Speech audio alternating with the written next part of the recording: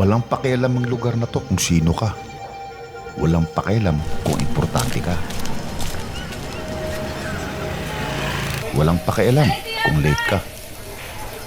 At lalo na kung magbablog ka. Dahil nandito ito para sa isang dahilan lang. Di ba sa Bayabas, Lins Balbakwa?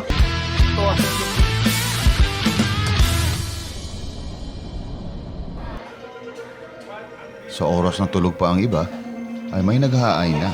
Alay, tiya, Troy! Para makita yan! Vlog hindi na gwapo. Gani. Headset adapter cord kit plus dalang tao charger headset adapter.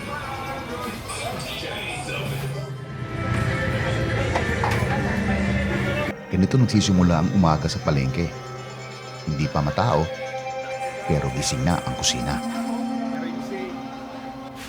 Hindi pa puno ang mesa, pero handa na ang pagkain.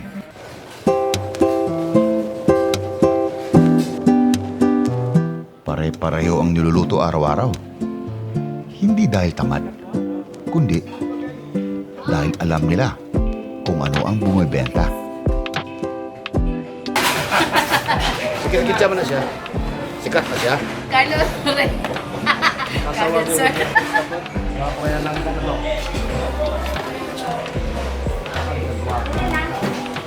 Parang gwapo ha?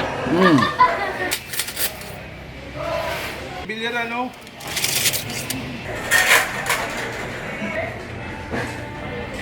Sa loob ng palengke, walang menu na pang Instagram. Walang plating, walang arte. Pagkain lang na kailangan maubos bago magtanghali. Let's taste the sinigang.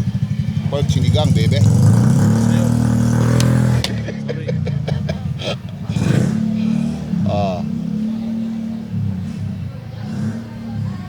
Grabe yung upuan kung namatulog ba tayo.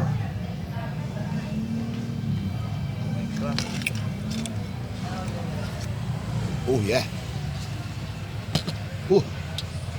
Sarap, Ray. Oh, tayo na, Ray. We got lumpia.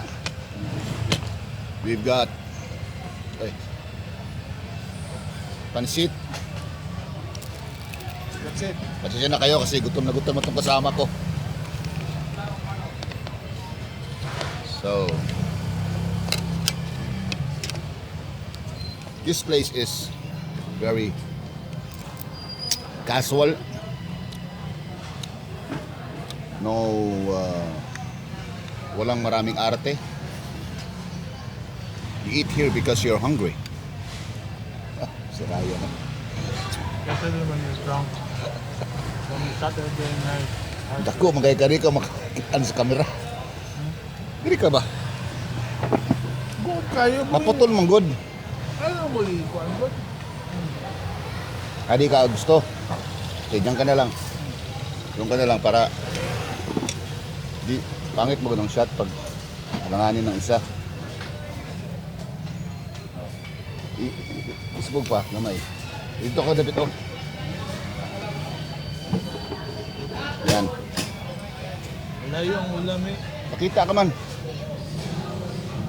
Andiri ka oh. Let's put some soy sauce.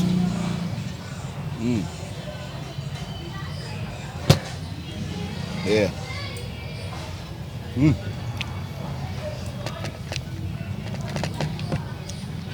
Pork fat, man. Glistening pork fat floating sa pork sinigang. Look at those. Very unhealthy, man. Ketchup? No. O suka? Sa lumpia. Suka o ketchup? Pwede suka. Pwede ketchup.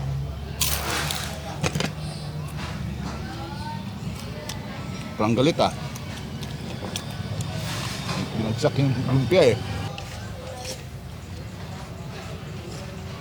Oh, sarap.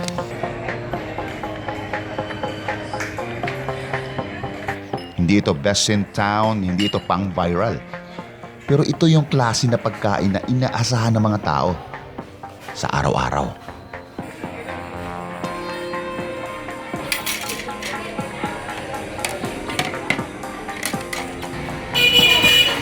Ito ang karinderya sa palengke at dito pa rin nagsisimula ang araw ng marami.